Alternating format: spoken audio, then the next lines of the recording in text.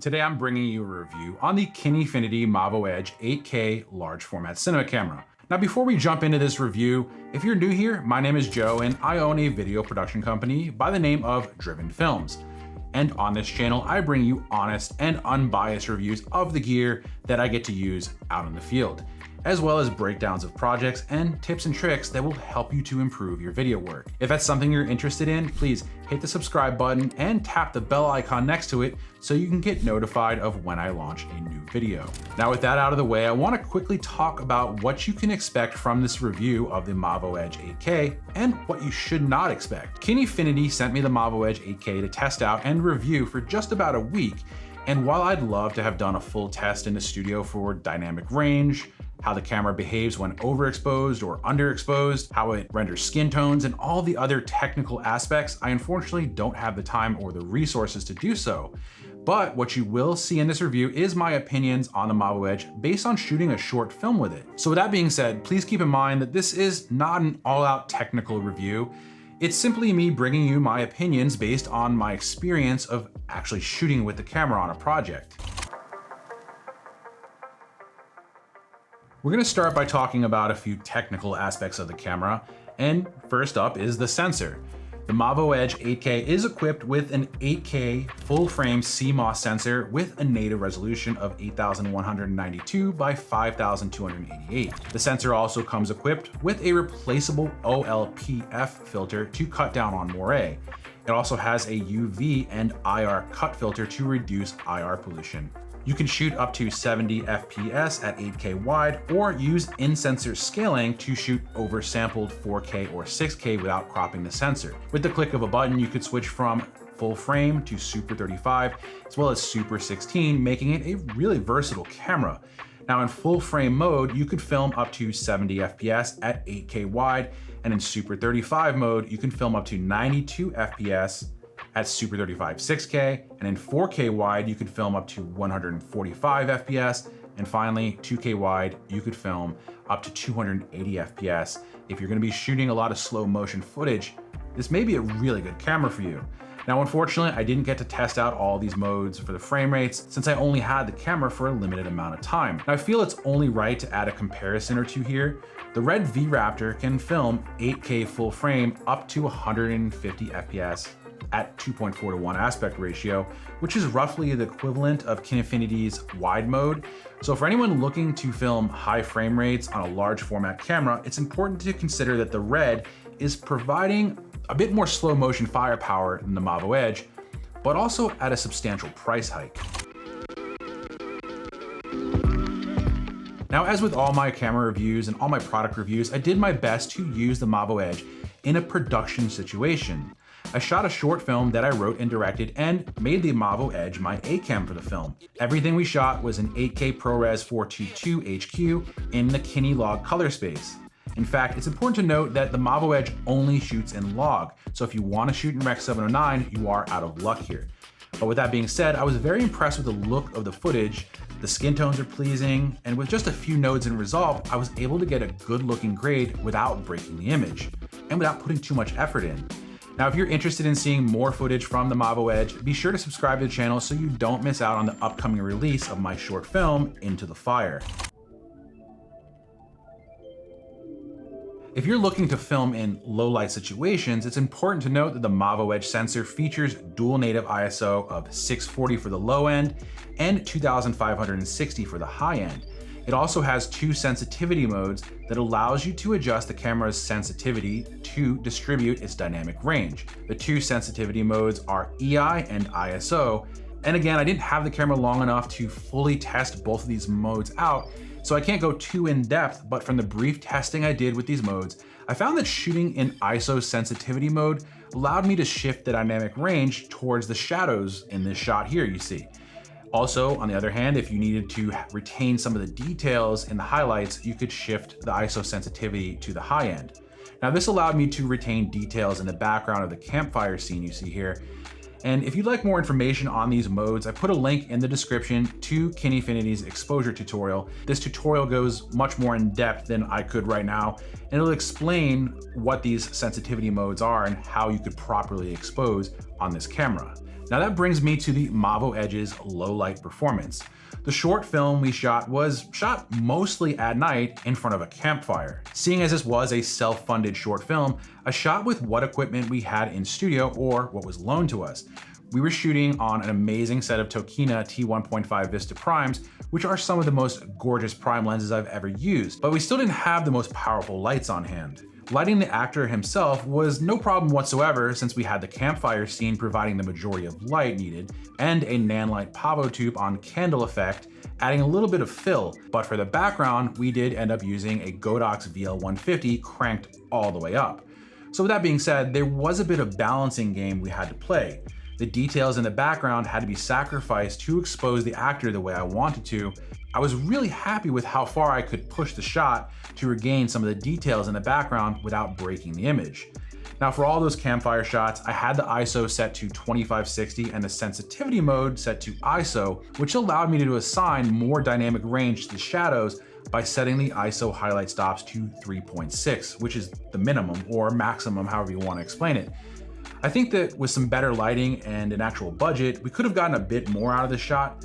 And chances are, if you're buying this camera, you have the budget for lighting. So I hope these shots give you a good idea of what you can expect from the Mavo Edge's low light performance. Now the advertised dynamic range on the Mavo Edge is 14 stops. And while I don't have the capabilities to do a proper test of the dynamic range, I can tell you that from what I shot and graded, the dynamic range is there. Now I do understand that dynamic range is one of the specs that people get very hung up on very often, but I want to put things into perspective for you here. Just a few years ago, the average dynamic range you can get out of a cinema camera at this price point was in the 13 to 15 stop range, give or take a few stops depending on the camera. Now this had been enough for DPs and colorists to produce stunning work, and in my eyes, anything in the higher end range is just icing on the cake. So I think there's something to be said about people who don't buy a camera strictly based on specs on paper. And my suggestion is for you to try out a camera and see how it works for you before you say that. Now with that being said, could the Mavo Edge do with a little bit more dynamic range to appease the spec chasers? Sure. But does it need to? I personally don't think so.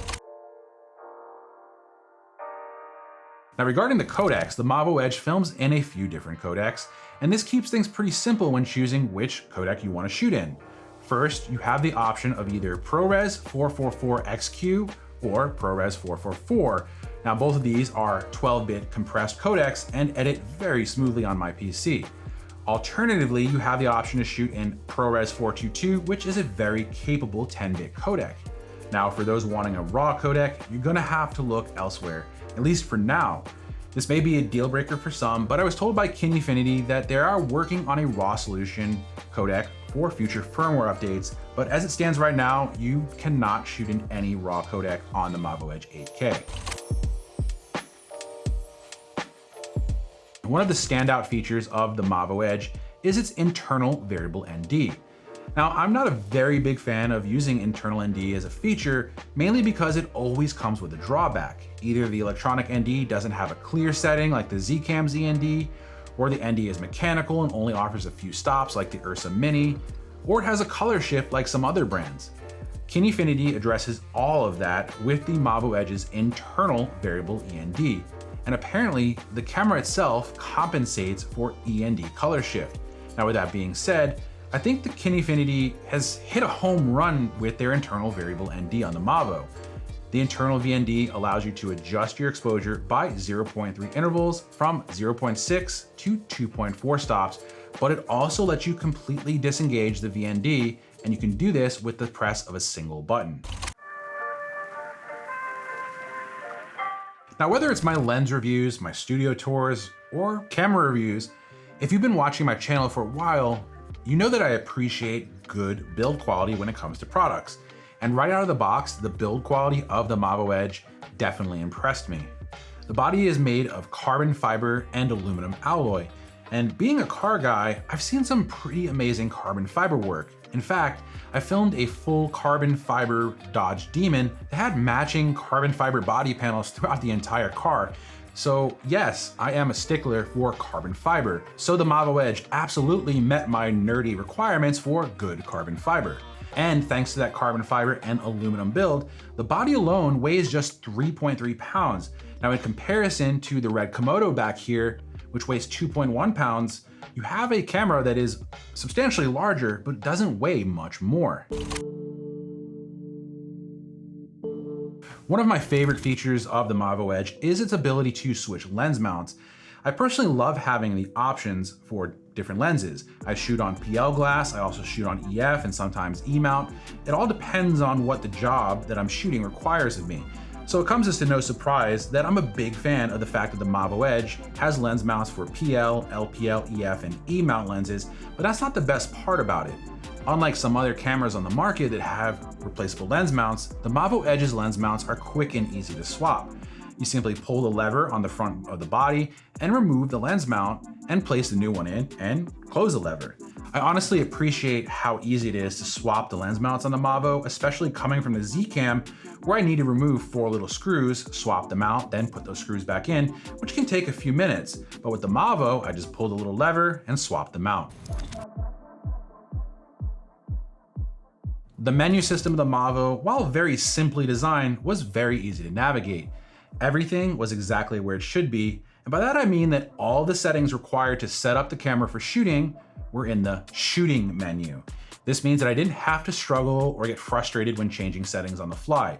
I went to one menu, changed everything I need, whether I'm setting up or whether I'm in the middle of shooting, everything was right where it needed to be.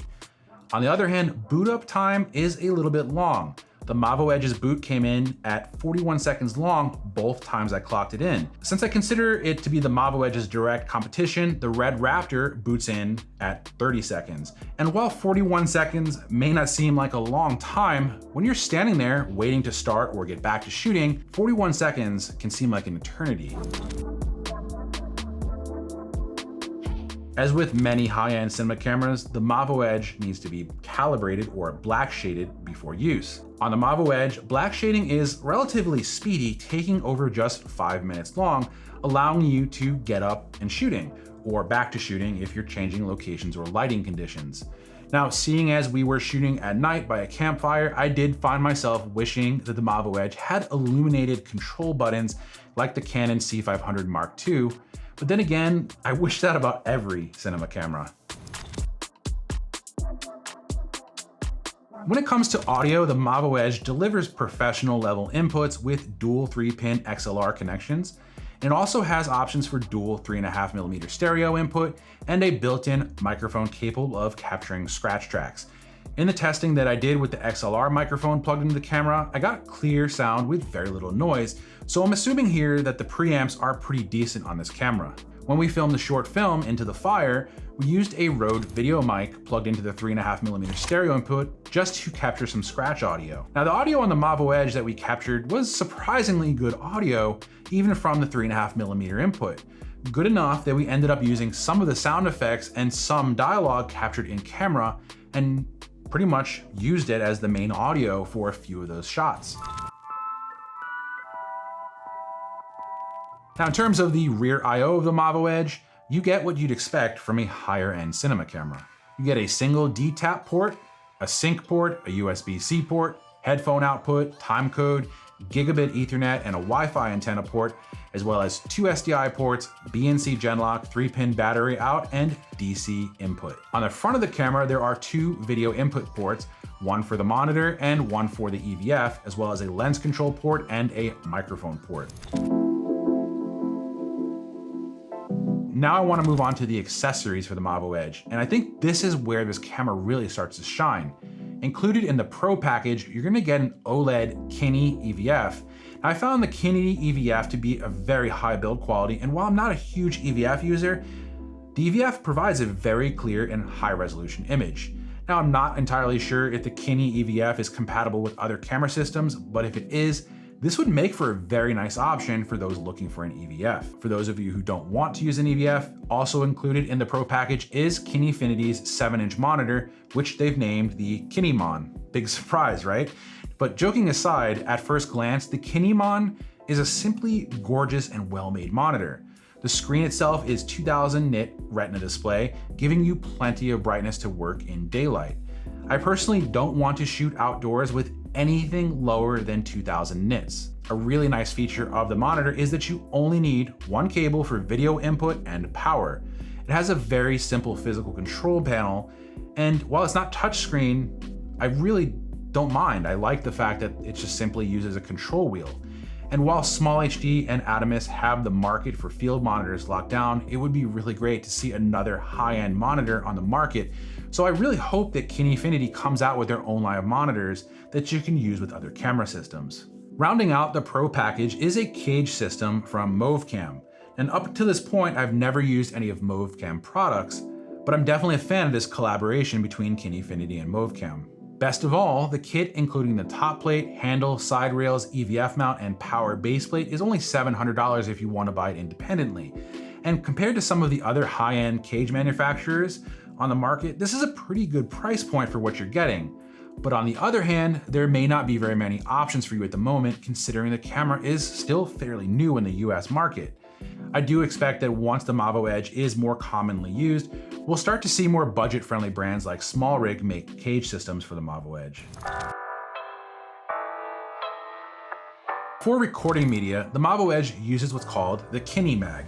The Kinemag is essentially a metal housing with a heatsink that contains an NVMe M.2 SSD. While Kinefinity doesn't currently have an officially recommended third-party mag, you could purchase the 1TB Kinemag Nano for $1,000. And I personally think $1,000 is a bit pricey considering the cost or the price of media these days, especially considering it's using just an NVMe-based M.2 SSD. And unless I'm mistaken, and if I am, I apologize, I'm pretty sure you could simply purchase an empty Kinemag for $200 and then buy any NVMe M.2 drive for much less money. Now, the Kinemag is a very nice design though. The mag itself has a USB-C port, which allows you to plug directly into your computer and begin offloading footage. And there's no need for a dock or reader. Now, speaking of offloading your footage, there is a major problem with the Kinemag. One major issue I had with the Kinemag and the Mavo Edge itself is that you cannot switch the camera to NFTS file system. What that means is you're stuck in HFS file system, making it very difficult, but not impossible, to transfer files from a Windows PC. Fortunately, I was able to download a free program called HFS Explorer to access the footage on a PC. But even with USB-C connectivity, transferring over 80 gigabytes worth of footage was extremely slow. Now, I did speak to my rep at Kinefinity about this, and they let me know that eventually Kinefinity will be releasing a firmware update that allows you to switch the camera's file system to NTFS, but for now, you need to use the HFS Explorer workaround if you perform all of your post work on a PC. One of the standout features of the Mavo Edge is its power options. Kinefinity has definitely thought of how different types of users power their camera. While a DP using the Mavo Edge for commercial production may power the camera via V-mounts or DC power, a documentary filmmaker might prefer to use a lighter weight setup. In my opinion, Kinefinity is definitely thinking outside of the box here, and they're not requiring you to buy additional modules to add V-mount support like Blackmagic Design does with the Ursa Mini Pro. With the Mavo Edge, you have 4 options to power the camera. The first is via V-mount batteries, which Kinefinity has released their own 98 watt per hour and 158 watt per hour V-mount batteries. And although the 150 watt per hour batteries are really small for the amount of output, I was a little thrown off by the lack of DTAP outputs for their V-mount batteries. But on the other hand, making up for the lack of DTAP ports by thinking forward, Kinefinity has added USB-C ports to the top of the battery, which in my opinion is something all battery manufacturers consider doing in the near future instead of regular USB ports. In the event you want to power the camera via AC power, you could do this via the port on the back I/O. Now, another option to power the camera is via the Movecam battery base plate. Now, the base plate is a very nice collaboration between the two brands, and while at first glance it may look just like a regular base plate, it performs as an option to power the camera. On the bottom of the Mavo Edge, you're going to find contact points which line up with the Movecam base plate. This allows you to power the Mavo Edge via 2 of Kinefinity's 26 watt per hour grip bats. Now, they resemble smaller NPF batteries, but they're not the same. The base plate itself was one of my favorite aspects of the system, and it makes for a very nice compact option for a more smaller run and gun camera package. Plus, you have the ability to hot swap the batteries. On the other hand, if you'd like to keep things even more lightweight, Say you want to run the camera on a gimbal, you have the option to use the Kinefinity's GripBat 4S. These are 45 watt-per-hour batteries and have a very welcome charge indicator on the battery. You simply place the 4S battery on the back of the camera in place of where the V-mount battery would go. Now, I didn't document the battery life on the camera. In fact, I very rarely do. It's become a bit of a habit where I'll just shoot until I see that I'm getting close to around 30% battery life. Now, this may be a bad habit, but at that point is when I start to switch to a full battery. Now, with that being said, I did make a mental note since I'm reviewing this camera that when we began shooting the short film at 5 p.m. and ended at 9:30 p.m. and powering the camera, the EVF, monitor, and the Axoon wireless transmission system via the 150 watt-per-hour V-mount battery, we took the camera down to 35% and we left it on for most of the time. So with that in mind, I'll let you guys determine whether or not the battery life is acceptable or not. So now we're going to talk about the pros and the cons, and we're going to start off with the cons. As I mentioned before, there is currently no raw codec, which may be a big con, if not the camera's biggest con. With that being said, the lack of an NTF file system was, to me, the actual biggest con. This made it an absolute pain for accessing my footage. Fortunately, my first AC AJ had a MacBook Pro for us to use to offload footage during the shoot. Now, this does pose a huge problem for Windows-based production teams, but Kinefinity will be addressing it in a future firmware update. So now we've talked about the cons, we're gonna end on a positive note. The Mavo Edge's 12-bit ProRes 444XQ codec is an amazing codec, and it's gonna provide you with plenty of information, if not more than most productions will need. Now, in my opinion, the image that this camera produces is very pleasing, and while color science is often a personal opinion for many, I really like the Mavo Edge's color science, and I think it looks pretty good. Now, of course, there are great third-party accessory collaborations with Movcam that make getting up and running with the camera very quick and easily. You just buy the Pro package, receive it once it arrives, and you're up and ready.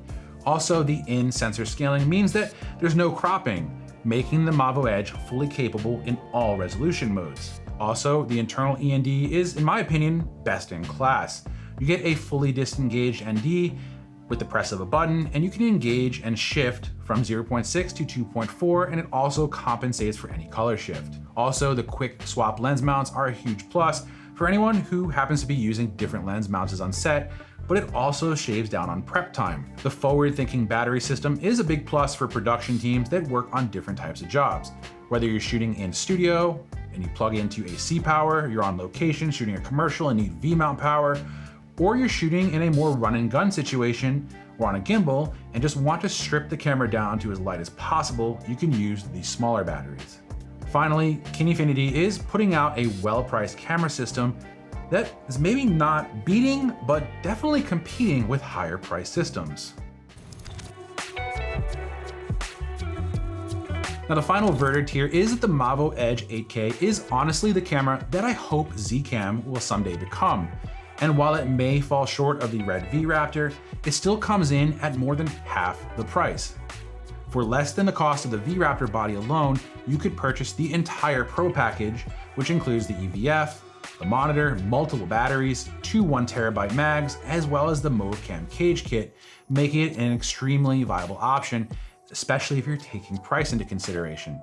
I think that the Mavo Edge would make for a perfect camera for medium to small size production teams that want a camera that has a ton of high-end features and is more than capable enough to be an A-cam on a show or a feature. So that wraps up my review for the Kinefinity Mavo Edge 8K. I hope that this video gives you guys a good insight into what this camera is all about and how it might fit into your production. And just a reminder, everything you see in this video, you're gonna find links to the products in the description. And when you purchase these products through my affiliate links, you are directly supporting this channel, and I greatly appreciate it. So I hope you enjoyed this video, and if you did, please give it a thumbs up, and if you have any questions, drop a comment below and I'll do my best to get back to you. And as always, please hit the subscribe button so you don't miss out on any of my future videos. Until next time, take care.